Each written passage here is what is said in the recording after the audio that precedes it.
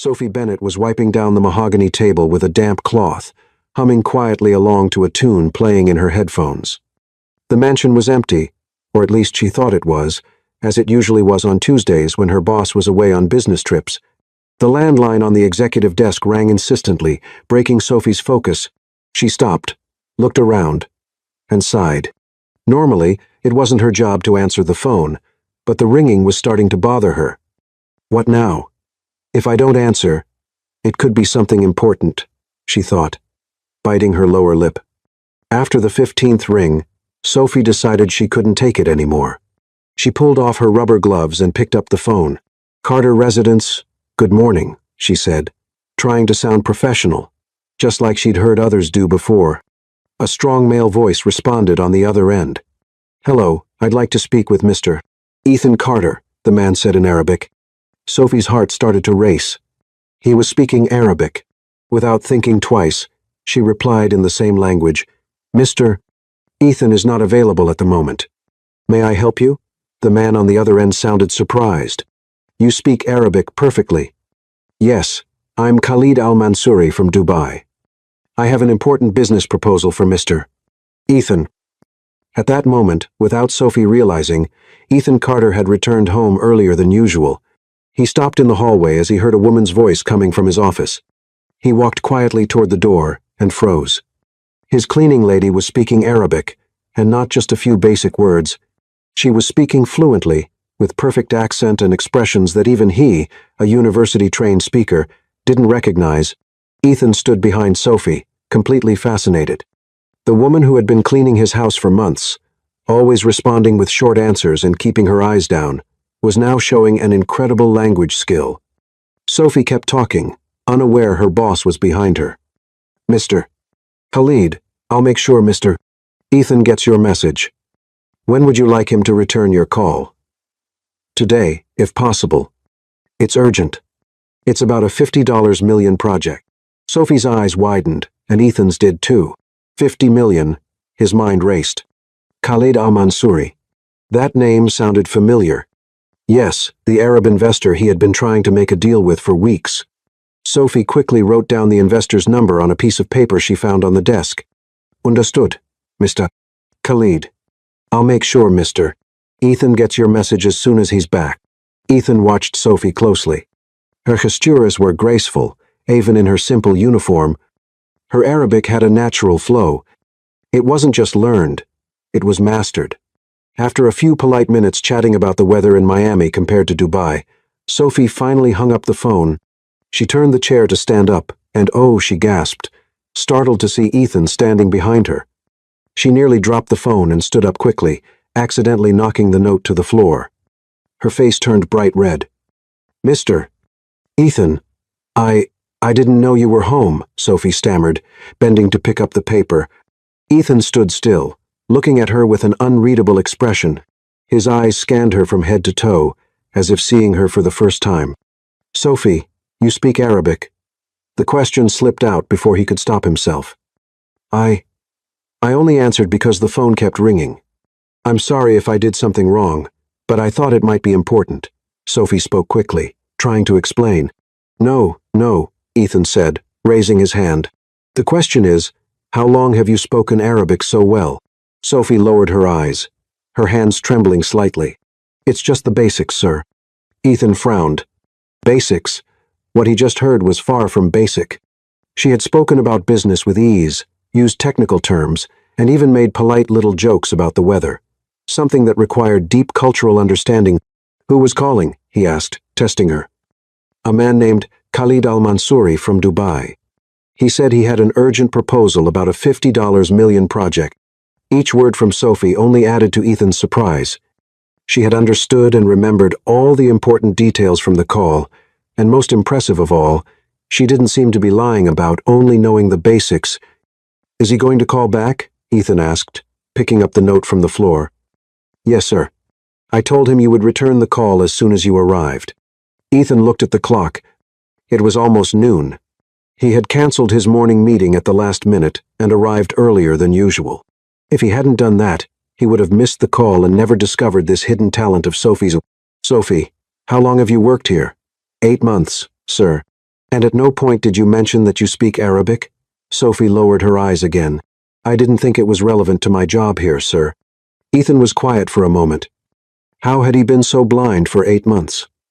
Sophie had cleaned his house, made his snacks when he worked late, and he had never really spoken to her. To him, she was just the cleaning lady. But now, can you tell me exactly what Mr. Khalid said? Sophie looked up, surprised by the question. He said he has an urgent investment proposal for a new hotel complex in Dubai. He mentioned partnerships with European construction companies and said the project might expand to other Arab countries. He also said he was impressed with your business vision and wanted to discuss the details in person. Ethan was speechless. Sophie had understood and remembered much more than he expected from a foreign language business call. Sophie, we need to talk. Sophie's heart skipped a beat. Was she in trouble? Was she going to be fired for daring to answer her boss's phone? Yes, sir, she replied in a quiet voice, bracing herself for the worst. Ethan looked at her again, now noticing details he never had before, her intelligent eyes, her confident posture even when nervous, and above all, the language skill he had just witnessed. But first, I need to return that important call you saved. Sophie simply nodded, still unsure of what would happen next. She had only tried to help, but now she felt like she might have crossed a line she shouldn't have. What Sophie didn't know was that the call in Arabic would change her life forever. Sophie stood near the office door, unsure whether she should leave or stay. Ethan had asked her to wait while he returned the important call she had answered. Her hands were still slightly shaking, and she couldn't stop wondering if she had made a serious mistake. Ethan sat in his executive chair and picked up the phone with purpose. He dialed the number Sophie had written down and waited. Within seconds, a familiar voice answered in Arabic. Hello, this is Khalid Al-Mansouri. Ethan took a deep breath and answered in Arabic as well. Mr. Khalid, this is Ethan Carter. I received your call and heard you have an important proposal for me. Sophie's eyes widened as she heard Ethan speaking Arabic. He spoke well, but she noticed a few hesitations and pronunciation errors, understandable for someone who had learned the language in school. Mr. Ethan, it's great to hear your voice. I must congratulate you on having such a qualified team. Your assistant was extremely professional and attentive. Ethan glanced quickly at Sophie, who looked like she was trying to melt into the wall. Thank you very much. She's talented. Absolutely. It's rare to find Americans who speak Arabic with such fluency and cultural understanding. She must have studied in the region, right? Ethan swallowed hard. He himself didn't know where Sophie had learned those skills. Yes, we have a very international team. Perfect. That's exactly why I'd like to suggest she join our meeting tomorrow. It's crucial to have someone who understands the cultural nuances for this project. Ethan's eyes widened. He looked at Sophie again, who was trying to guess the conversation based on his tone and facial expressions. The meeting tomorrow with Sophie? Yes, if she's available. The project is complex and involves very specific terms. Her fluency would be extremely valuable. Ethan covered the phone for a moment and whispered to Sophie. He wants you to attend the meeting tomorrow as my assistant. Sophie nearly fell over. What? Me? She whispered back, pointing at herself. Yes, you, Ethan replied, just as surprised. He got back on the phone. Mr. Khalid, we'll be there. What time should we meet? Excellent. 3 o'clock at my office in downtown Miami. I'll be bringing my team from Dubai and some local investors. Perfect. We'll be there. After a few more minutes discussing the meeting details, Ethan hung up and stared at Sophie in complete silence. The room was thick with tension. Sophie didn't know whether she should speak or keep waiting. Finally, Ethan broke the silence. Sophie, we need to have a serious talk. I know I answered the phone without permission, sir, but it kept ringing for so long, and I thought, this isn't about you picking up the phone, Ethan interrupted, standing up from his chair. He started pacing the office, running a hand through his blonde hair, clearly deep in thought. Sophie, you just saved one of the biggest deals of my career. Khalid had been avoiding me for weeks because I couldn't communicate well in Arabic. Today, not only did he return my call, but he also offered me an even bigger project. Sophie blinked, confused. I'm sorry, sir, I don't understand. Mr. Khalid said your assistant was exceptional. He assumed you're my executive assistant and was so impressed he insisted you be at the meeting tomorrow. But, sir, I'm just the cleaning lady. Ethan stopped and looked straight at Sophie. That's what I don't get. How did you learn Arabic so well, and don't tell me it's just the basics? What I heard was native fluency. Sophie swallowed hard. That was a question she'd been avoiding for a long time. I studied it in college. What college? University of Miami. What did you study? Sophie hesitated. The truth always felt like a lie in this kind of environment. Linguistics. I graduated in applied linguistics with a focus on Middle Eastern languages. Ethan froze. You have a degree in linguistics? Then why are you working as a cleaner? Because no one hires me for anything else, sir, Sophie said, her voice carrying clear pain. What do you mean no one hires you? Sophie fought back the tears that were starting to well up. I've been to dozens of interviews. Everyone's impressed on paper, but when they see me in person, there's always someone more suitable for the company profile. Ethan frowned, trying to understand. More suitable? I don't get it. I'm a woman, Latina, and apparently I don't have the right look for international business, Sophie said bitterly.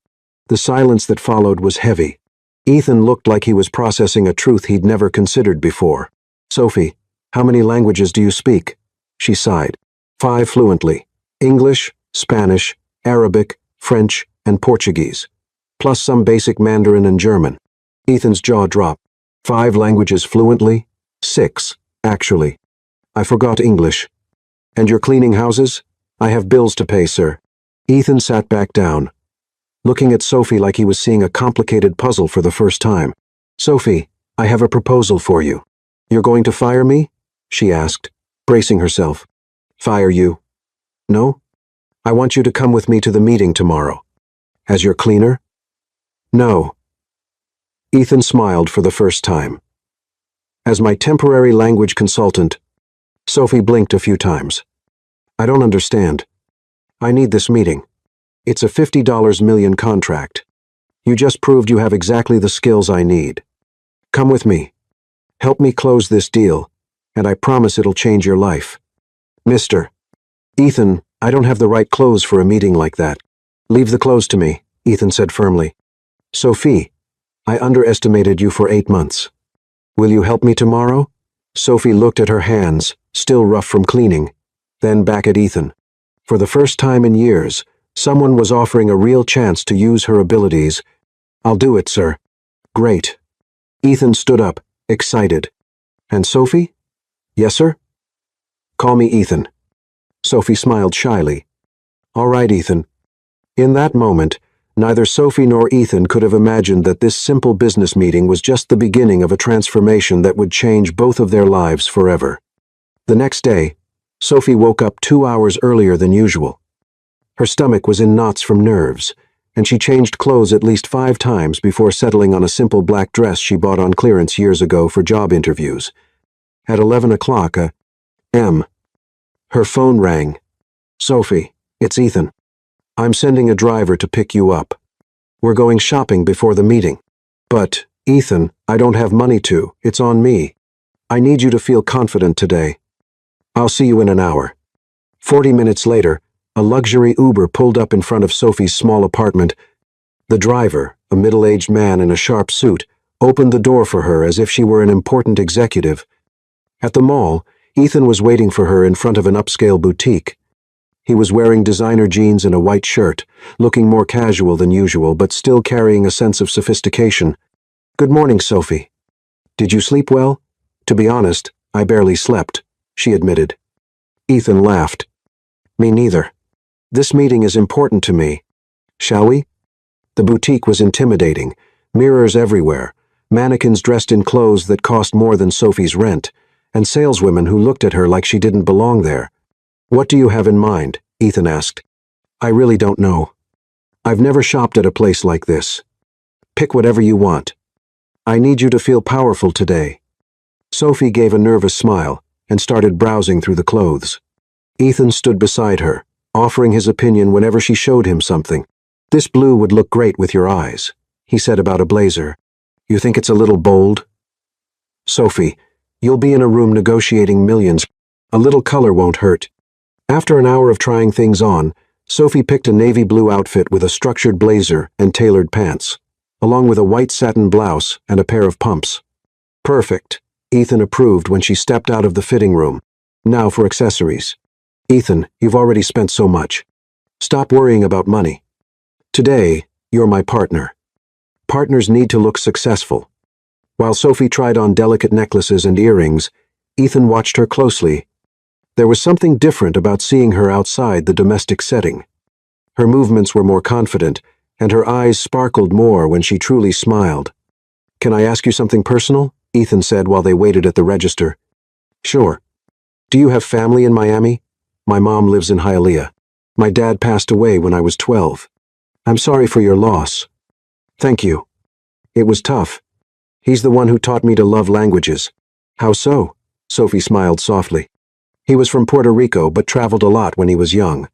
He used to say every language was like a key to a new world.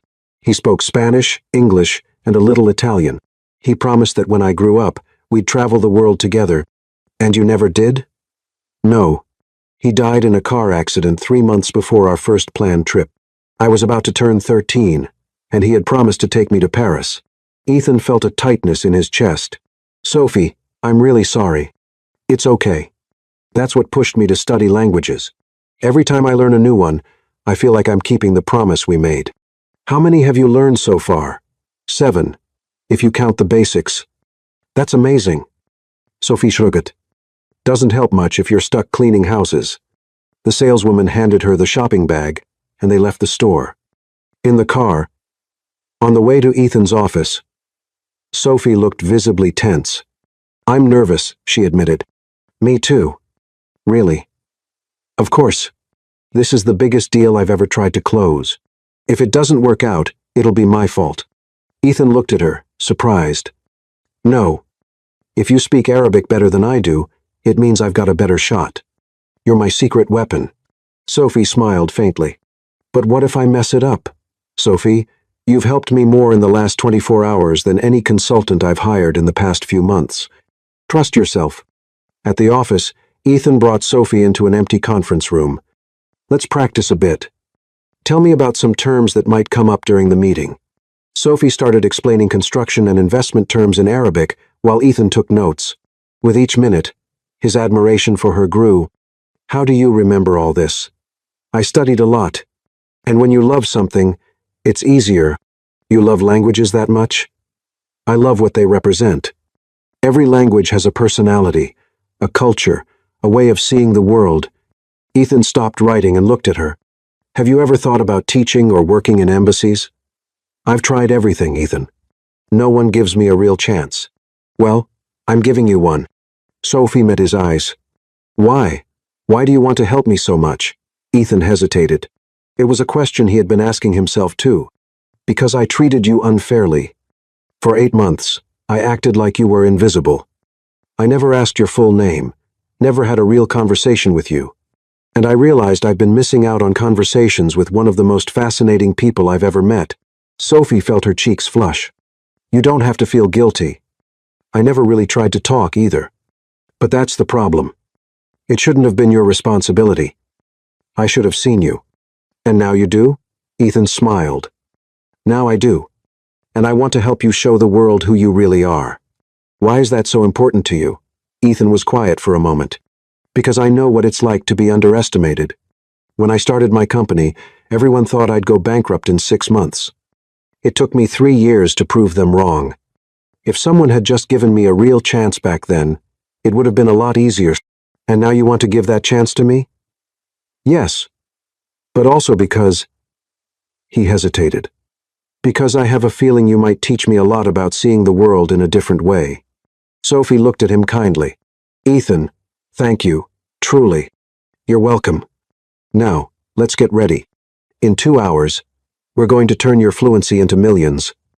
As they went over technical terms and negotiation strategies, Ethan couldn't help but notice how Sophie changed when she talked about languages. Her eyes lit up, her hands moved expressively, and all her shyness seemed to vanish. "You seem different when you talk about this," he said. "What do you mean?" "More confident, like you're someone else." That's because I'm really myself when I'm doing what I love. And when you clean? Sophie gave a bitter laugh. When I clean, I pretend to be someone who accepts that her dreams are just dreams. And now? Now, I'm scared to believe they might not be just dreams after all. Ethan reached out his hand to her. So, shall we turn those dreams into reality? Sophie took his hand. Let's. Khalid Al. Mansouri's office was at the top of a high-rise building in downtown Miami, with a panoramic view of the ocean. Sophie and Ethan were greeted by a perfectly composed receptionist who led them into a spacious meeting room. Mr. Khalid will be with you in 5 minutes, she said. Sophie sat next to Ethan, her hands subtly trembling. He noticed and gently touched her arm. Breathe. You're going to do great. The door opened, and a tall man, around 50, walked in, followed by 3 others. Khalid al-Mansouri had a strong presence and sharp eyes. Ethan, he said warmly in Arabic, embracing him. It's so good to see you in person, and this must be the famous Sophie who saved our communication yesterday. Sophie stood up and responded in fluent Arabic. It's an honor to meet you, Mr. Khalid. Thank you for the opportunity to be part of this meeting. Khalid gave a broad smile. The pleasure is mine. Your fluency is impressive. Where did you study? At the University of Miami, with a semester abroad in Morocco. Morocco? I love that country. Which city? Marrakesh. It was a life-changing experience. As Sophie and Khalid spoke, Ethan watched, impressed. The ease with which she discussed Morocco's cultural aspects, the historical references she made, the subtle way her facial expressions shifted to match the conversation, all of it showed a level of cultural depth far beyond academic learning. Please, have a seat, Khalid gestured. Let's begin with the project details. Over the next hour, Khalid presented the plans for a chain of luxury hotels expanding from Dubai to Miami, with future plans for other U.S. cities. Sophie translated for Ethan when needed, but she also started asking smart questions about zoning, local partners, and how to adapt the Arab hospitality concept for American audiences. Sophie, those are excellent questions, Khalid said, clearly impressed. Do you have experience in hotel development? Not directly, but during my studies, I analyzed many cases of international expansion and hospitality. The biggest challenge is usually in the cultural details, not just the language. Exactly, Khalid said, hitting the table with enthusiasm. That's why we need a team that understands those subtleties. Ethan, you've got a real gem here. Ethan smiled. Yes, I do. After 2 hours of intense discussion, Khalid leaned back in his chair. Ethan, I'm ready to make a preliminary agreement today, but I have one specific condition. What would that be? I want Sophie to be our cultural consultant throughout the planning phase. She'll need to come to Dubai with us next month to see our operation and then lead the adaptation of our concept for the UN of Resend. S. Market. Sophie nearly fell out of her chair. Ethan looked at her, trying to hide his own surprise. Khalid, I'll need to discuss this with Sophie. It's a big change. Of course. Sophie, what do you think? All eyes in the room turned to her. Sophie took a deep breath. Mr. Khalid, I'm honored by your offer. May I ask about the terms and length of the project? Khalid smiled. You see, Ethan, total professionalism. Sophie. We're talking about a 6-month contract, with the possibility of an extension. The salary would be equivalent to that of a senior international consultant, plus all travel expenses. Ethan noticed Sophie swallow hard when she heard senior international consultant. I need a moment to think. If you don't mind. Of course. Let's take a 15-minute break. Once they were alone in the room, Ethan turned to Sophie right away. This is amazing. This is exactly the chance you've been waiting for. Ethan, I can't accept it. Why not? Because I still work for you as a cleaning lady. Ethan paused for a moment and then said, Sophie, I need to tell you something. When I got home yesterday, I was coming back early because I had decided to give the whole house staff 2 weeks off. I was thinking of upgrading the cleaning systems at home. You were going to fire me. Not fire, just give you all a break. But now, he laughed.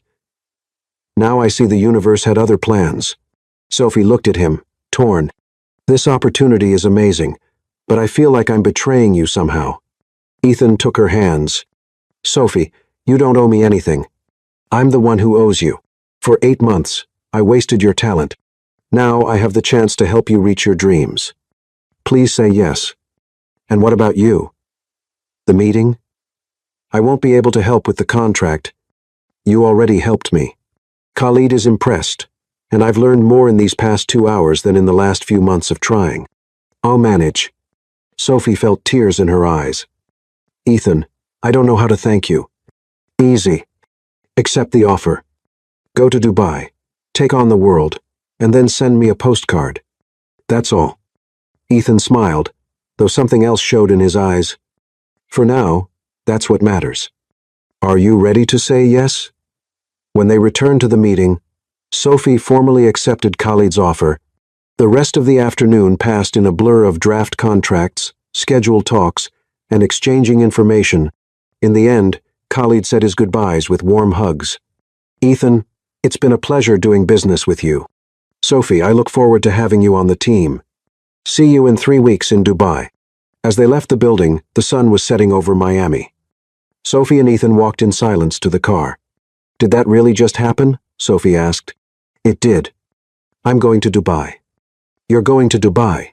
Sophie stopped walking and turned to Ethan. "I don't know what to say. I feel like my whole life changed in 24 hours. How do you feel?" "Scared, excited, grateful. I still can't believe someone actually saw me for who I am." Ethan looked at her closely. "Sophie, I see you. Truly." For a moment, something passed between them. Sophie felt her heart race, and Ethan seemed like he was about to say more. But then he stepped back. "Want to celebrate? I know a place that makes the best mojito in Miami." "Okay," Sophie agreed, trying to ignore the sting of disappointment. At the bar, over drinks and small plates, they talked about Sophie's travel plans but also about other things. Music, movies, and dreams they had both kept hidden. "Can I admit something?" Sophie said, slightly tipsy from the mojito. "Of course. I had a crush on you for months." Ethan froze with his glass halfway up. "Really?" "Yes," she laughed, a little embarrassed, like a silly worker falling for the boss. "But getting to know you for real is even better." "Better, huh? You're more human than I thought. Kinder, more real." Ethan smiled shyly. "Can I admit something too?" "Go ahead." "In the last 2 days, I've learned more about empathy and missed chances than I have in the past 2 years. Is that good or bad?" "It's scary, but good." They looked at each other across the table, and again, there was that moment. But then Ethan checked his watch. "I should take you home. You've got a lot to prepare tomorrow." In the car, Sophie leaned her head against the window. "Ethan, thank you for everything." "Stop thanking me." "Are you going to miss me?" The question slipped out before she could stop it. Ethan was quiet for a moment. "Yes, I'll miss you. Even though I was just your cleaning lady. Sophie, you were never just anything to me. I just didn't know it before." When they reached her apartment, Sophie stepped out of the car and turned to say goodbye. Without thinking, she leaned in and hugged him. "Thank you for seeing me," she whispered. Ethan hugged her back, breathing in the scent of her shampoo, feeling like something in his life had just clicked into place. "Sophie?" "Yes? Will you text me when you get to Dubai?" "I promise." She went inside, and Ethan stayed there for a few minutes, staring at the modest building where she lived. He had the feeling he was letting something important slip away. 3 weeks flew by. Sophie spent her days getting ready, renewing her passport, shopping for appropriate clothes for Dubai, and studying Khalid's hotel group projects. Ethan helped when he could, but kept a respectful distance that left her confused. The night before the trip, Sophie was finishing up her packing when her phone rang. "Ethan, hey, how's everything coming along?"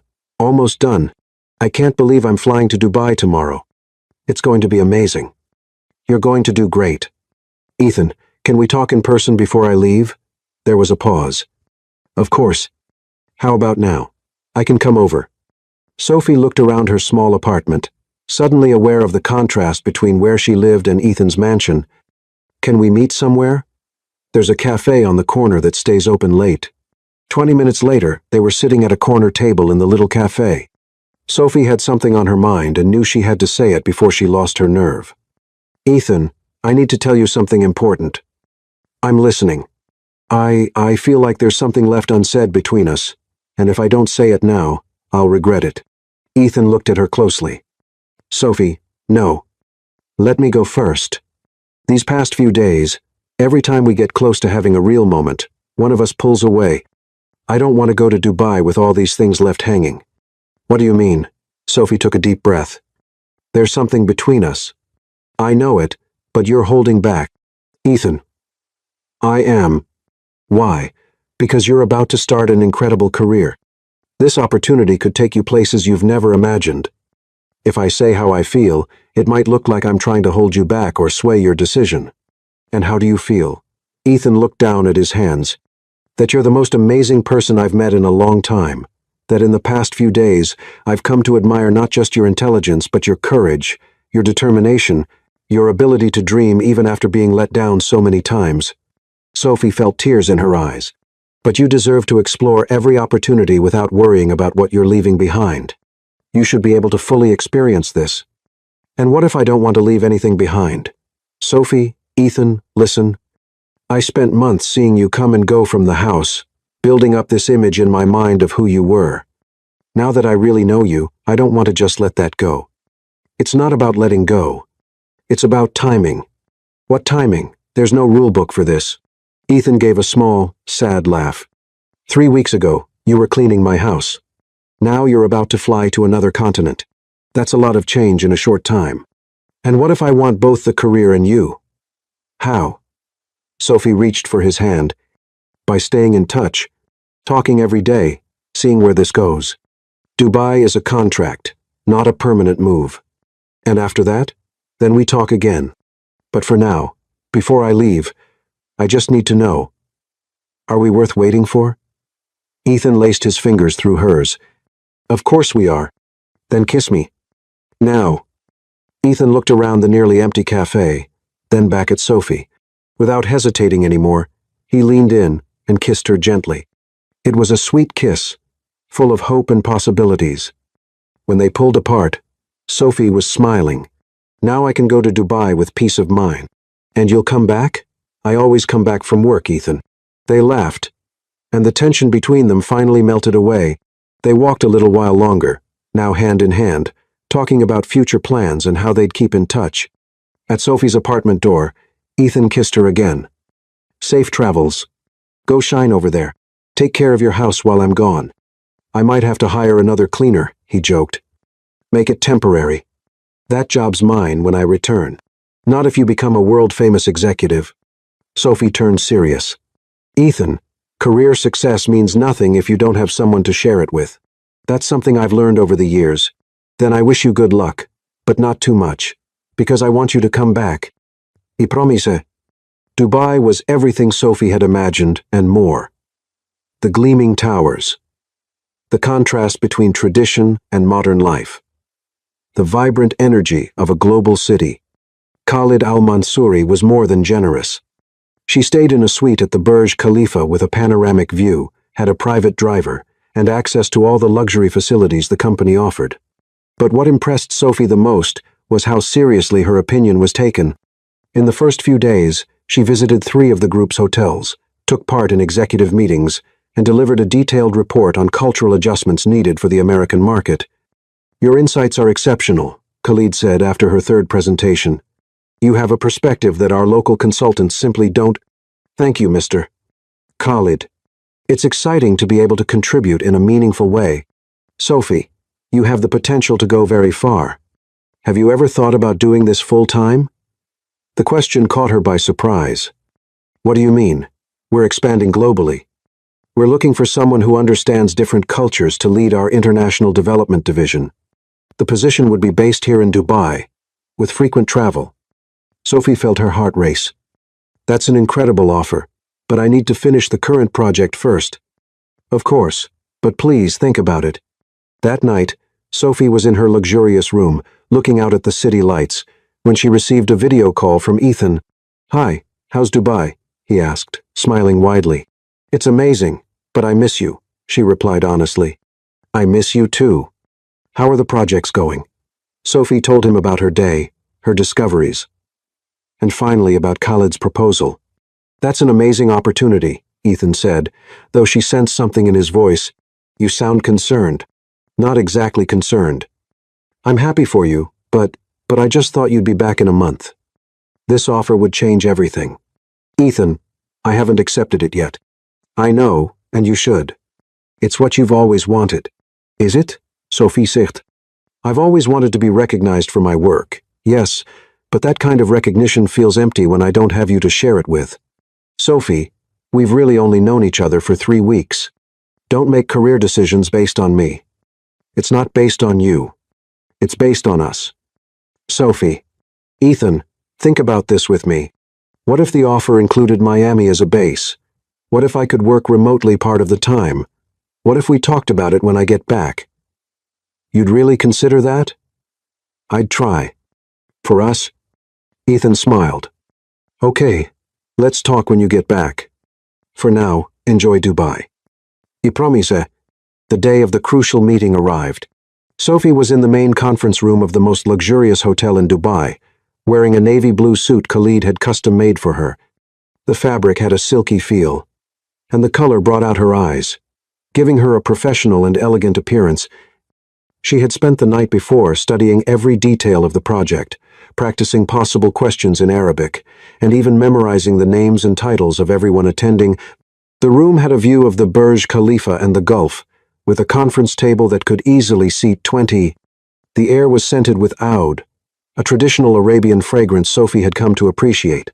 Her briefcase was neatly organized with 3 printed versions of the contract, a gold calculator, and Parker pens Ethan had sent as a good luck gift. Along with Khalid and his team, there were investors from several Arab countries: Saudi Arabia, the UAE, Qatar, and Kuwait. The pressure was intense. This $50 million contract would determine not only the future of the Miami project, but also her credibility as an international consultant. Every word had to be perfect. Gentlemen, allow me to introduce Sophie Bennett, our cultural consultant for the Miami project. Khalid announced with visible pride. Sophie greeted each person at the table in the appropriate language. For the Saudis, she used the formal and respectful, "Peace be upon you, and God's mercy and blessings." For the Emiratis, she took a slightly more relaxed, yet still formal tone. For the Qatari investors, she discovered that 2 were of French origin and greeted them in French, showing her linguistic versatility. Over the next 3 hours, she didn't just translate. When one investor questioned whether certain architectural features would respect Islamic traditions, Sophie gave a detailed analysis of how modern buildings in cities like Dubai and Doha incorporate traditional elements without sacrificing innovation. She drew diagrams on the whiteboard, explaining concepts like mashrabiyya decorative latticework and how they could be adapted to filter Florida's intense sunlight. When a discussion arose about food practices in international hotels, she clarified misunderstandings about halal certification and culturally sensitive options that would appeal to both local and international guests. During every explanation, her eyes lit up with passion, and her hands moved with elegant gestures, painting vivid pictures with her words. A critical moment came when a conservative Saudi investor raised concerns about certain architectural provisions. The tension in the room was tangible. Khalid looked nervously at Sophie, who took a deep breath and stood up. Sheikh Abdullah, I completely understand your concerns. Allow me to suggest a solution that honors both our sacred traditions and meets international hospitality standards. She spent the next 20 minutes presenting changes that included separate prayer areas oriented precisely toward Mecca, family rooms designed for privacy, and public spaces that respected modesty guidelines, while still maintaining a cosmopolitan elegance. She even suggested bringing in religious consultants to make sure every detail followed appropriate Islamic interpretations. This is perfect, the Saudi investor said, his serious expression softening. Finally, someone who understands that modernity doesn't have to mean abandoning values. Other investors nodded, and a few female executives, rare in that setting, smiled in approval. The atmosphere in the room shifted completely. Sophie had handled a culturally sensitive situation with real skill. By the end of the 3-hour meeting, all the documents were signed. Khalid gave Sophie a warm hug and whispered in Portuguese, You saved this deal. You're a true cultural diplomat. It was a team effort, she replied modestly. Everyone played a part in making this happen. Sophie, I need you on our team full-time. I'm ready to triple our previous offer. Sophie's eyes widened. Triple? That would mean a life-changing salary. But she had to think about Ethan, about Miami, about the life they were starting to build together. Mr. Khalid, I'm truly honored. May I have a few days to think it over? It's a decision that will affect many parts of my life. Of course, Sophie, it's an important decision. Take all the time you need. After the meeting, Sophie went back to her hotel room. She called Ethan right away, her hands still shaking from the adrenaline. Ethan, we closed the deal. That's fantastic, Sophie. I'm so proud of you. Tell me everything. Sophie shared all the details, the tense moments, the investors' concerns, and how she had turned things around. Ethan listened closely, asking questions and celebrating each little victory. And there's more, she continued, her voice a little hesitant. What is it? Khalid made another offer, an even better one.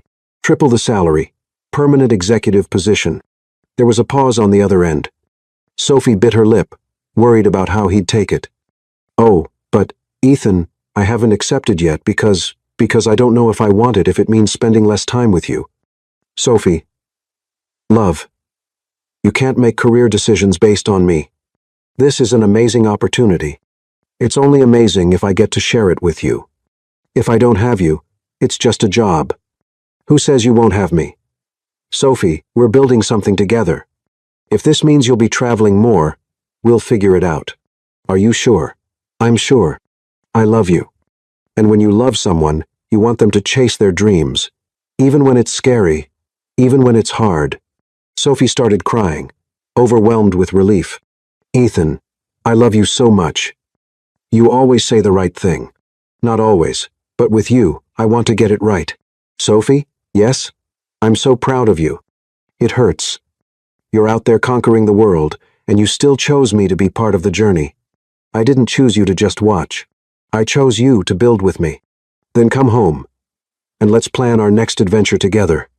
That night, Sophie could hardly sleep. Ethan's words echoed in her mind, along with the challenges of global expansion.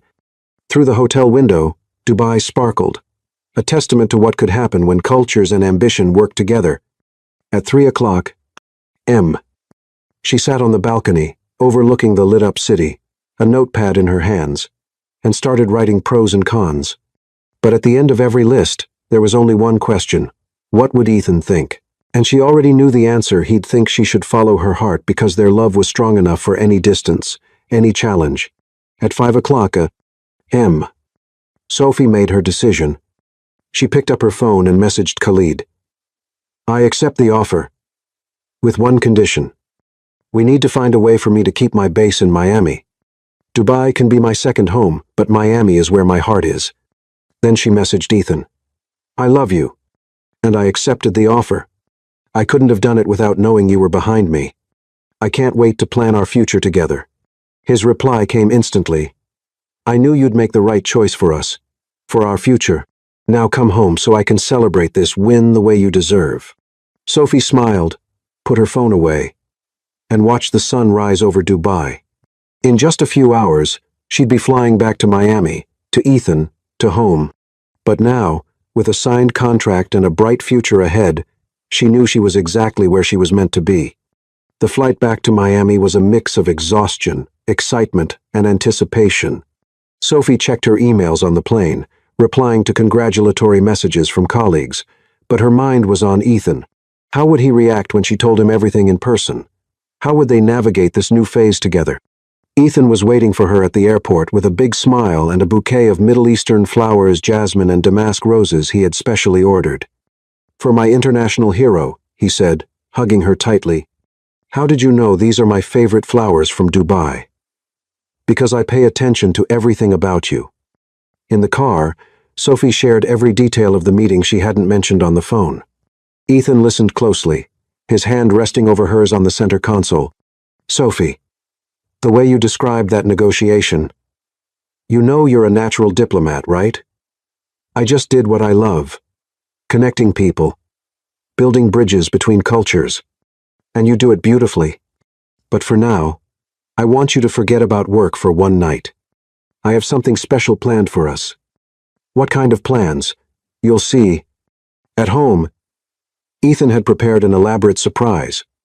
The living room was decorated with hanging lights, creating a floating garden atmosphere. A table was set with Lebanese food: hummus, tabbouleh, kibbeh, and fattoush, all dishes Sophie had grown to love during her travels. Ethan, how did I call that restaurant you always talk about? I wanted to bring a little of the Middle East home. During dinner, they talked about everything and nothing. Dreams, fears, plans. Ethan had put together a playlist that mixed Arabic music with American jazz, creating the perfect background for their evening. Sophie, can I ask you something important? Of course. How do you see our future with all this international growth, with you traveling more? How do we make this work? Sophie set down her glass of Lebanese wine and took his hands. I see adventure.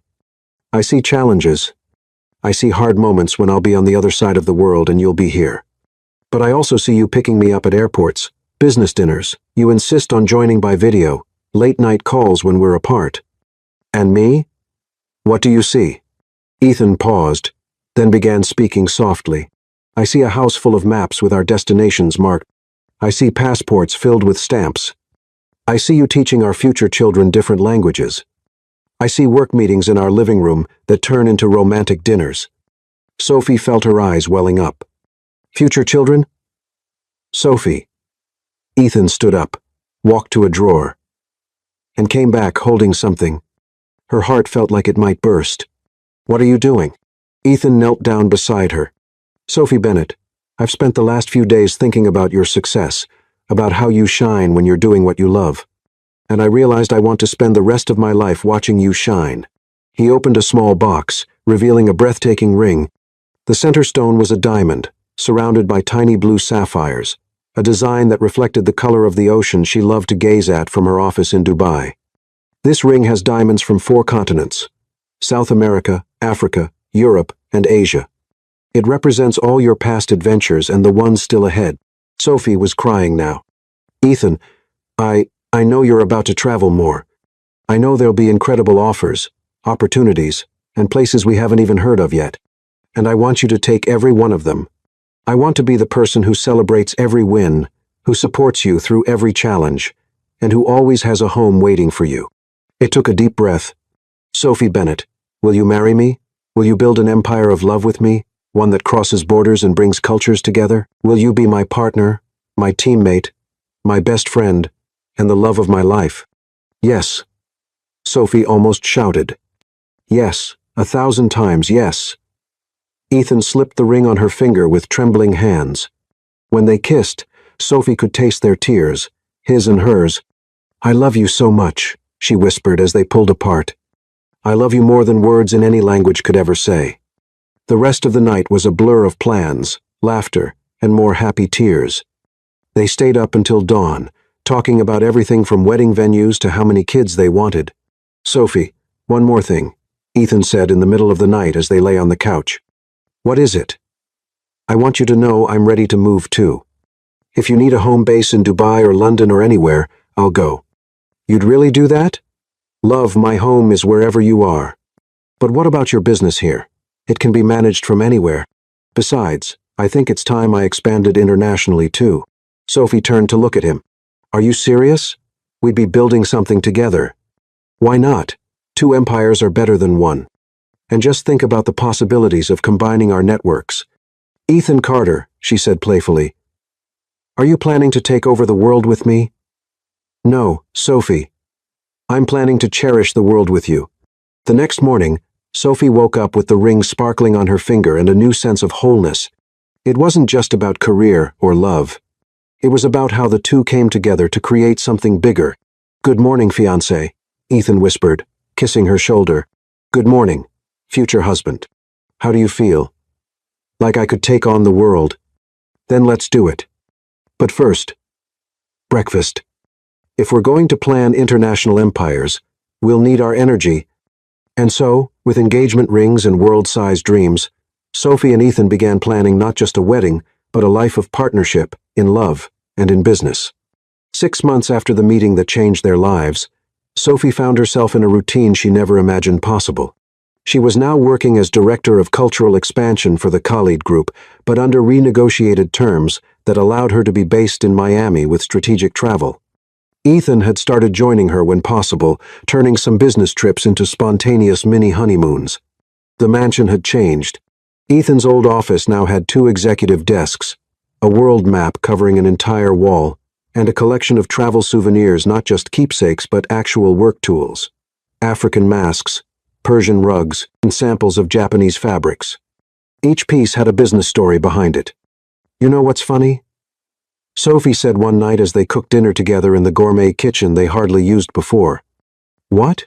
If someone had told me a year ago that I'd be seasoning chicken with Ras El Hanout at home with my fiancé after coming back from meetings on 3 different continents in 1 week, I'd have said they were crazy." Ethan laughed, chopping onions. "And if someone had told me I'd meet my future wife because she picked up a phone call meant for me, I'd think it was a movie script." Speaking of which, Sophie pulled out her phone. Khalid sent a message. "There's a new proposal." "Good or complicated?" "Good, but big." Sophie showed him the message.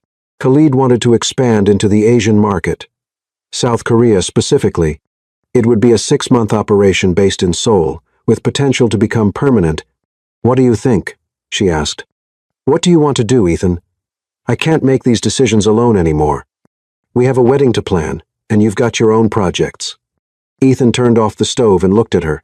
"Sophie, look at me. What do you want to do?" "No other factors. Just you and your dream career." "I want to go. Korea is fascinating. The Asian market makes up 1/3 of the international project, and it would be a once-in-a-lifetime opportunity too. Then let's go." "What?" "Let's go to Seoul together." "Ethan, you can't just—" "Yes, I can. Sophie, when I proposed to you, I committed to your dreams too. If your dreams take us to Korea, then Korea is where we need to be." Sophie dropped her phone and hugged him. "You're crazy. I'm in love. Is there a difference?" "But what about your work?" "Technology allows me to work remotely. And you know what? I was already thinking about expanding into Asia anyway. 2 birds, 1 stone." 2 weeks later, Sophie was in a virtual meeting with Khalid, with Ethan by her side. "So, Sophie, what's your decision about Seoul?" "I'm in. But Ethan is coming with me." "Excellent. Ethan, it's great to have you joining us on this adventure." "Actually," Ethan jumped in, "I have a proposal for you, Khalid." Sophie looked surprised. They hadn't discussed any joint proposal. "I'm listening," Khalid said, intrigued. "How about a full business partnership? Carter Mansouri International. Sophie is already doing international cultural development. I have experience in mergers and acquisitions. Together, we could create a company that not only connects cultures but also facilitates global business." Sophie nearly fell out of her chair. Khalid was silent for several seconds. "That's an intriguing idea, and unexpected. I'll need to think about it." After the meeting ended, Sophie turned to Ethan. "What did you just do? Something I should have done sooner. I stopped watching you conquer the world from the sidelines and decided to stand beside you." "Ethan." "Sophie, I've spent months watching you be amazing from afar. It's time we're amazing together. And what if Khalid says no? Then we start our own company. Bennett Carter International. Or Carter Bennett Global. We'll figure out the name later." Sophie started crying and laughing at the same time. "You really are crazy. I really am yours." 1 month later, they were on a plane to Seoul. Khalid had accepted the partnership offer, but wanted to test them first during the Korean project. Sophie felt nervous and excited, more energized than she had been in months. "Ready for your first official international mission?" she asked Ethan as the plane took off. "Born ready. I was just waiting for you to give me a shot." During the 16-hour flight, they worked on proposals, studied the Korean market, and practiced a few basic Korean phrases. Sophie had to stop Ethan from trying to learn the entire Hangul alphabet in one go. "Honey, you don't need to master the language on one flight, but you pick up things so fast." "Ethan, I've been studying languages for 15 years. You've got 3 days. Let's stick to the basics." "Okay, then teach me how to say, My wife is brilliant. In Korean. My wife is brilliant, she said, laughing. Perfect. That's what I'm going to say in every meeting. Seoul welcomed them with a mix of tradition and modern style that impressed even Sophie, who was used to cultural contrasts. The apartment the company had rented, with a view of the Han River, was located in the Gangnam business district. Ethan. Look at this, Sophie said, opening the curtains to reveal the nighttime view of the city. Seoul sparkled like a giant electronic circuit board. It's amazing. But you know what's even more amazing? What? That we're here together, building our own empire. At their first meeting in Seoul, Sophie was fascinated watching Ethan in action. He had learned Korean business protocol, practiced proper bows, and even tried a few Korean phrases Sophie had taught him. Ethan Carter Bennett, he introduced himself, using the hyphenated name they had chosen for business purposes. And I'm Sophie Carter Bennett, she added, feeling a new kind of emotion as she said the name. The meetings were intense. The Korean market was unlike anything Sophie had experienced. More formal than Dubai, more tech-driven than Miami, with its own unique cultural nuances. But having Ethan by her side made all the difference. Where she excelled at cultural sensitivity, he was strong in business strategy. Together, they created a synergy that impressed even the famously demanding Korean executives. Miss Sophie, said the CEO of the main company they were negotiating with, your husband understands business, but you understand people. Together, you are a powerful team. After 3 weeks in Seoul, Khalid set up a video call to check on their progress. Do you have the contracts? Yes, Sophie answered. Is the initial project approved, with bonuses? Ethan added. And are the local partners satisfied? More than satisfied. They want to expand into 2 additional phases. Sophie finished. Khalid smiled on the screen. Sounds like Carter Mansouri International officially begins tomorrow. Welcome aboard, partners. That night, back in their temporary apartment in Seoul, Sophie and Ethan celebrated with Korean champagne and a view of the city that had tested and approved their partnership. We did it, she said, raising her glass. We did it. And, honey? Yes? This is just the beginning. Wedding planning started in Seoul, continued in Dubai, paused in London, and finally took root in Miami. Sophie and Ethan had decided they wanted something intimate, yet meaningful, a reflection of the many cultures now part of their lives. We want the Miami Botanical Garden, Sophie announced one morning over breakfast in their Seoul apartment. Any special reason? Ethan asked, spreading butter on the Korean bread they'd bought from the bakery around the corner. It's where it all started, geographically. Miami was the starting point, and they have an international garden, damask roses, Japanese cherry trees, Cuban palms. It's like our life, all in one place. Perfect. In the months that followed, the planning turned into a complex dance of time zones and cultures. Sophie's mother wanted Latin traditions. Khalid insisted on sending decorators from Dubai. Ethan wanted classic American touches, but also hoped to honor all the places they had visited together. Are we planning a wedding or a UN conference?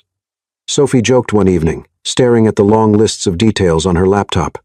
Why not both? Ethan smiled, running his hand through her hair. Our life is international. Why should our wedding be any different? 3 months before the wedding, they moved back to Miami for good, to finish the final preparations. The house had changed again. Now, there was a second office for Sophie, a room just for fabric samples and wedding catalogs, and a wall covered with photos of places where they had worked together. Miss Bennett. Mr. Carter, the wedding planner, an experienced Colombian woman, arrived with more catalogs. We need to decide on the floral decorations. We have a few ideas, Sophie said, excited. She had spent weeks researching flowers that would represent each important culture in their lives. We want damask roses to represent our time in Dubai, Japanese orchids for Seoul, hibiscus for Miami. And she took a deep breath. Portuguese geraniums to honor Ethan's mother's side of the family. Ethan looked surprised. How did you know about the Portuguese geraniums? Your mother told me. She said your grandmother always grew them, and you loved the smell when you were a kid. I love you, he said simply, kissing her forehead. I see romance with attention to detail. The planner smiled. We'll get all of those flowers. 2 weeks before the wedding, Khalid arrived in Miami a week earlier than planned. "I need to talk to you both about something important," he said during dinner at their home. Sophie and Ethan exchanged worried looks. "Khalid, if this is about the Tokyo contract," Ethan began. "It's not about work," Khalid interrupted. "It's about you two." "Us?" Sophie asked. "Yes. I've been watching you over the last few months. The way you work together, the way you respect each other, how you combine your unique talents to create something greater than the sum of its parts." He paused to take a sip of wine. "I want to propose something. A full joint venture. Not just you two working for me, but a real partnership. Carter Mansouri Bennett International, with the three of us as equal partners." Sophie almost dropped her wine glass. "Khalid, it's well-deserved," Ethan said, though there was a note of caution in his voice. "But why now? Why not after the wedding? Because I want you to go into your marriage knowing you have a solid future, both personally and professionally. And because," Khalid hesitated, "because I see you as family. This offer isn't just business. It's recognition." Sophie started to cry. "Khalid, we don't answer now? Think about it. But know this, no matter your decision, you'll always have a partner in me." That night, Sophie and Ethan stayed up late talking. "It's an amazing offer," Sophie said, snuggled against Ethan's chest. "It's more than amazing. It's a dream. But I want to make sure I'm not taking you away from your own dreams. I know Khalid has offered you roles that give you more creative freedom." Sophie turned to look at him. "Ethan, my dreams have changed. I used to want to prove something, to show I could do it. Now, I want to build something with you. Are you sure?" "I've never been more sure of anything in my life." "Then I think we have an answer for Khalid." "Do we, Sophie Bennett, soon to be Sophie Carter, and future business partner?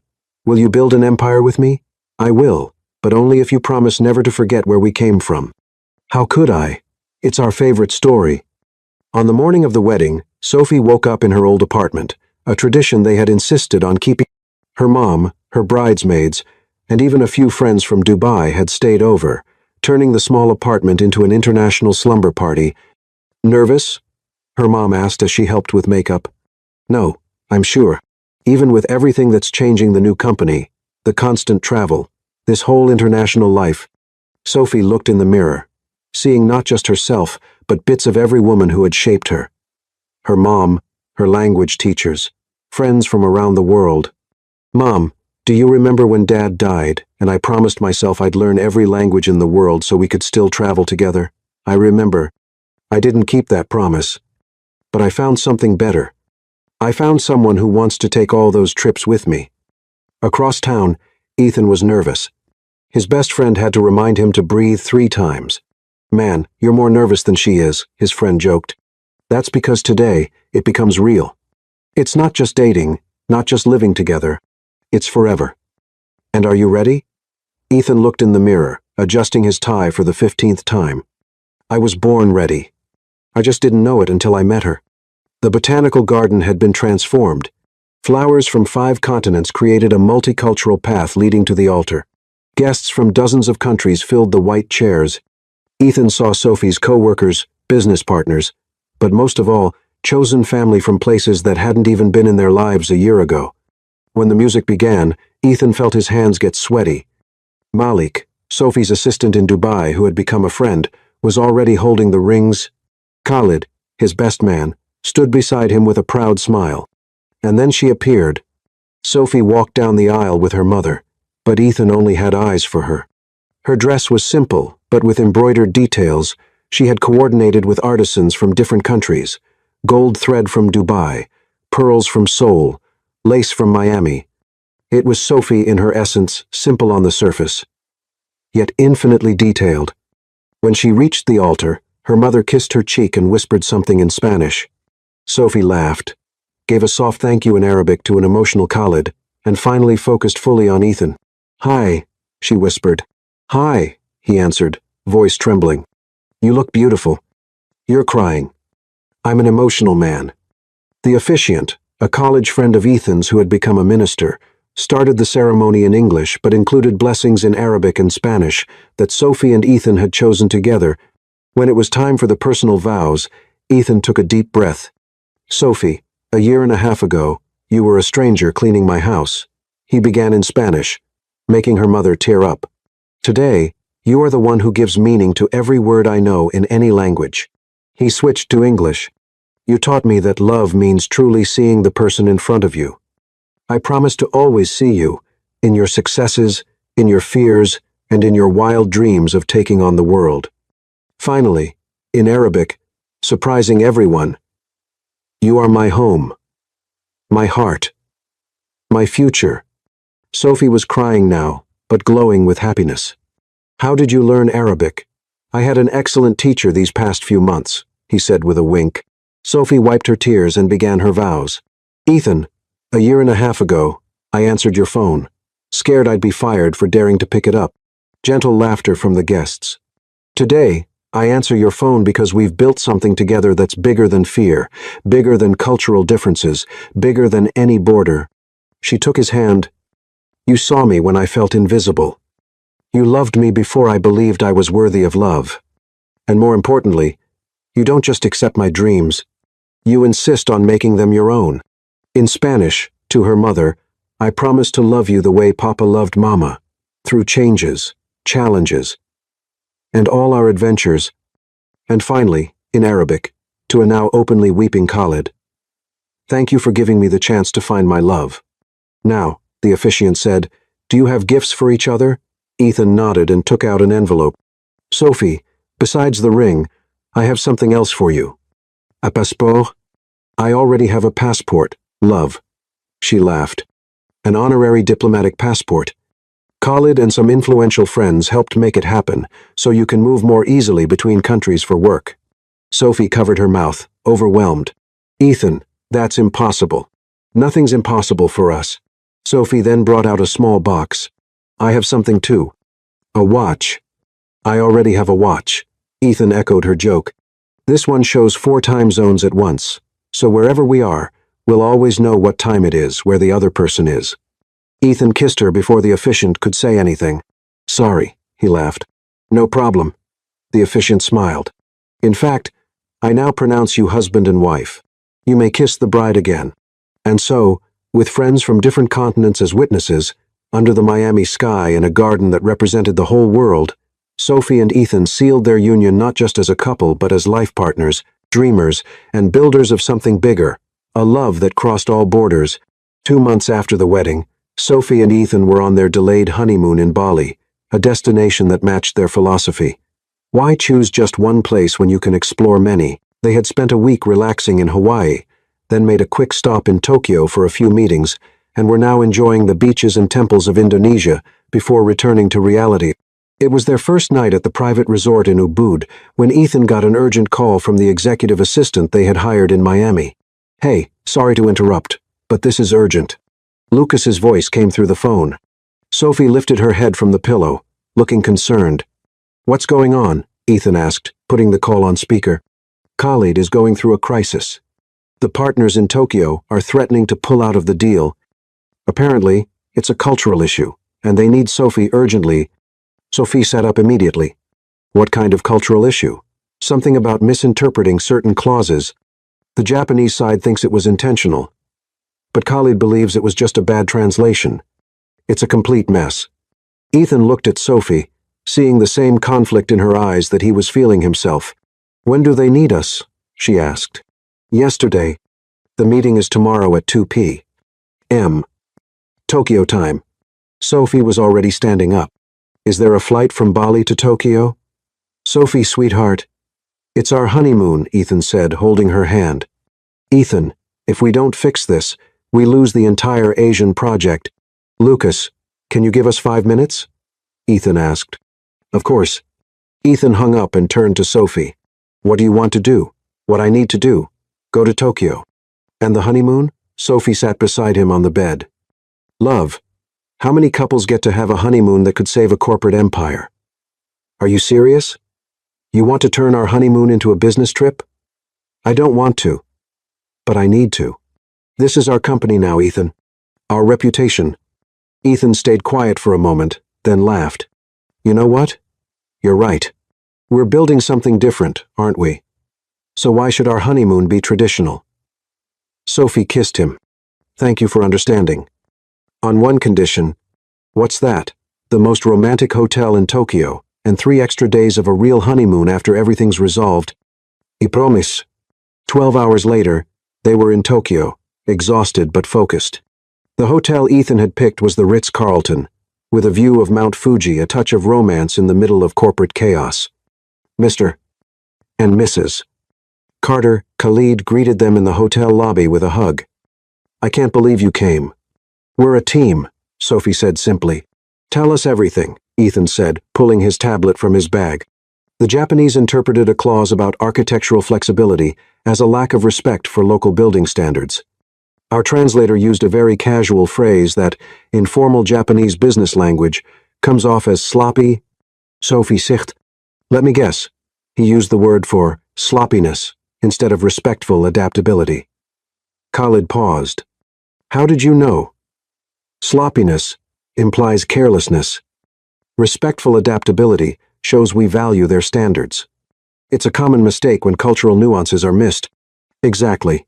And now they want Mr. Sato to receive a personal apology. When's the meeting? Ethan asked. In 8 hours. Sophie looked at Ethan. I need to prepare, review all the contract clauses in Japanese, create a presentation to rebuild trust.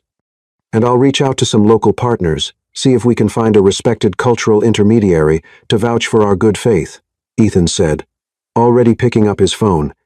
Are you too sure about this? Khalid asked. It's your honeymoon. Sophie and Ethan looked at each other and smiled. Khalid, she said, this is our honeymoon, saving our company together, building something bigger than any one job, being real partners. Besides, Ethan added, Tokyo has its romantic charm. Didn't we already have a business meeting over dinner in Dubai on our honeymoon? Sophie laughed. That was surreal and wonderful. Then let's make Tokyo work too. For the next 8 hours, Sophie barely slept. She reviewed every line of the contract, prepared a detailed presentation about cultural respect and genuine intentions, and even practiced different levels of bowing that could express sincere apology without appearing submissive. Meanwhile, Ethan managed to contact 3 respected cultural intermediaries, including a corporate advisor who had experience with Japanese Middle Eastern mergers. Mr. Ethan is very skilled at networking, the advisor said over a quick coffee at 5 o'clock a.m. It's my superpower, Ethan smiled. My wife has the cultural superpower, and I have the people skills. At the meeting, Sophie was flawless. She wore a conservative yet elegant navy blue suit, had researched the background of each Japanese executive, and began with a deep but not overly dramatic bow. Mr. Sato, esteemed board members, she began in formal Japanese. I am deeply grateful for the opportunity to clarify the intentions behind our proposal. Over the next hour, she not only corrected the linguistic misunderstanding but also presented examples of past projects where flexibility had been seen as a way to honor local architecture, not to dismiss it. She showed examples from Dubai, where traditional elements were respectfully integrated into modern designs. Our vision, she said, switching to fluent English to include Khalid in the conversation, is to create spaces that honor both the past and the future, that respect traditions while embracing innovation. Mr. Sato, who had been serious throughout the meeting, finally nodded. Miss Carter Bennett, your understanding of our culture restores our confidence. And Mr. Carter, he turned to Ethan, I appreciate your efforts in bringing respected mediators together. You show a level of commitment we haven't seen in a long time. Khalid nearly fell out of his chair with relief. The agreement was finalized with expanded clauses to ensure full cultural understanding. There is a tradition in our company, Mr. Sato said at the end. When misunderstandings are resolved and partnerships are strengthened, we host a ceremonial dinner. Please honor us with your presence tonight as our guests. It would be our pleasure, Sophie replied, using the most respectful tone she could. That evening, during a formal dinner at a traditional restaurant in Kyoto, which they traveled to by bullet train, Sophie and Ethan took part in a tea ceremony, a 20-course kaiseki meal, and even tried Japanese calligraphy with guidance. To true partners, Mr. Sato toasted with sake, who turned challenges into bridges. Later, on the train back to Tokyo, Sophie was exhausted but glowing. I think I liked the meeting better than the honeymoon in Bali. Really? Ethan? Look at what we did today. We saved an international deal, learned a new culture deeply, and still had a unique romantic night. She leaned into him. This is our life. It's not conventional, not predictable, but it's ours. And are you happy? I've never been this happy. And you, Sophie? Every day with you is an adventure, and I wouldn't want it any other way. During the next 3 days in Tokyo, they finally had time to themselves.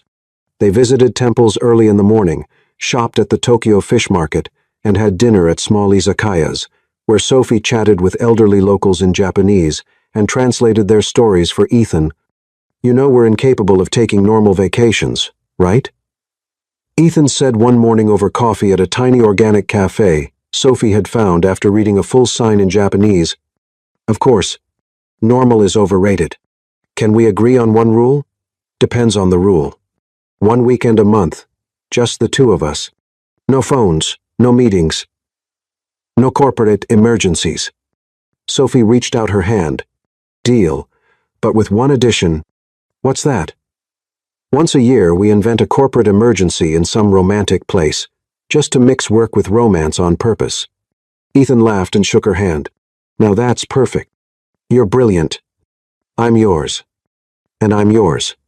And so, with an unconventional honeymoon protocol in place, they flew back to Miami 3 days later, knowing they had built not just a marriage, but a partnership model that blended love and ambition in a way that truly worked for them. 2 years after the wedding, Sophie was in her new home office, a space that had been expanded to fit 2 Scandinavian-style cribs. The twins, Lila and Amir, were sleeping peacefully as she joined a video call with investors from Zurich. So, Mrs.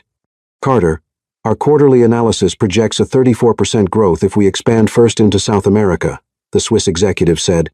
Sophie took notes as Lila started to fuss.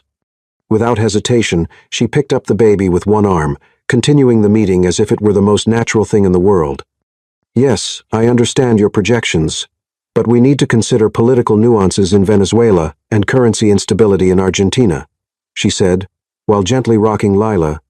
Ethan appeared in the doorway, Amir in his arms, holding 2 cups of coffee. Can you hand me the pink pacifier? She whispered. Ethan passed her the pacifier and kissed her forehead. How's the meeting? Productive. They want to expand into South America. And do you? We need to talk after the little ones are asleep. Sophie returned to the call. Sorry for the interruption. Where were we? We were just saying how impressed we are. It's rare to see a professional balance family and business with such grace. Thank you. At Carter Mansouri Bennett, we believe the best decisions come when we honor every part of our lives. After the meeting, Ethan was in the kitchen preparing bottles. The Swiss want South America. You? I got 3 proposals to expand my financial tech into Europe. They looked at each other. Have we been too ambitious? Sophie asked. Sophie, remember when we said we wanted it all: career, family, travel, global impact? And we're having it all. So, the real question is, do we still want to grow? Sophie fed Amir thoughtfully. You know what the best part of the past year has been? Working with you. Traveling with the babies for meetings, showing our kids that ambition and love can go hand in hand. With conditions? What kind? First, we invest in a private jet. It's practical for traveling with babies. Second, we hire a cultural assistant in each region, someone who knows how to create baby-friendly meeting spaces. Third, we stick to our rule of 1 weekend a month, just for family. Sophie, yes. I love you more since we became parents. Why? Because I watch you handle phone calls in 3 languages while making baby food. You close million-dollar deals while Lila pees on your lap. And I love you more because you never make me choose between career and family. Ethan, can I admit something? Always. Sometimes, I feel like we're just too lucky. Ethan pulled her into his arms. Love, you saved my company, speak 6 languages, negotiate with sheikhs in the morning, and sing lullabies in Japanese at night. You deserve every success. And you had the courage to see more than just an employee. You saw a partner. Ethan, yes, let's expand into South America and Europe, and let's change how international business works for people with young kids. Yes, ma'am, CEO. A month later, Sophie was in Sao Paulo, pitching to Brazilian investors. Lila was in a stroller with Amir, and a multilingual au pair was nearby. Our family-focused approach doesn't make us less efficient. On the contrary, it shows full versatility. The Brazilians were impressed. It's refreshing to see a company that understands professionals have families, and that successful business can include real life. After the meeting, Sophie video called Ethan in Amsterdam. How did it go? Perfect. How about you? It's a done deal. The Dutch loved our life-work integration idea.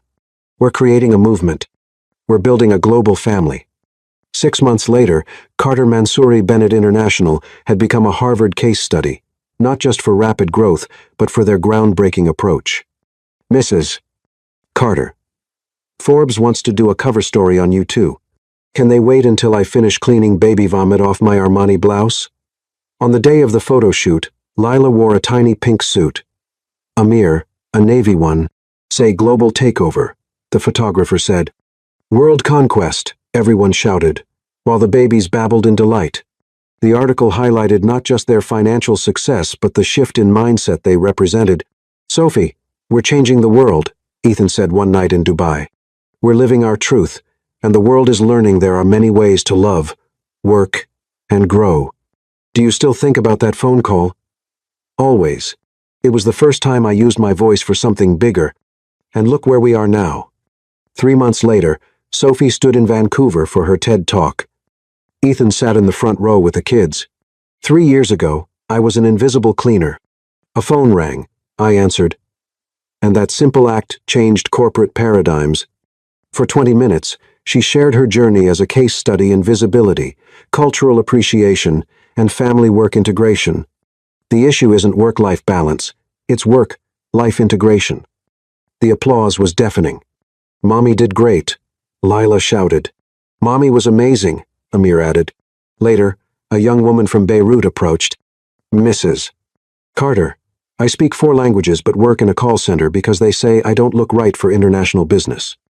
Sophie took her hand. Stop letting others decide what looking right means. Here's my card. Our company is always looking for multilingual talent. And if I can give you one piece of advice, answer every phone call. You never know which one will change your life. That night, while singing the babies to sleep, Ethan asked, Can we have a third?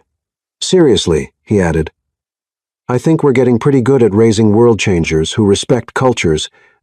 Ethan Carter, are you proposing we expand our family business? Sounds perfect to me. And so, in Vancouver, with 2 sleeping babies and plans on the table, Sophie and Ethan celebrated not the end of a journey but the beginning of countless others. Some people go through life being seen but never truly known, Sophie whispered. And we've learned that true love sees potential before results. And real partnerships multiply dreams instead of dividing time.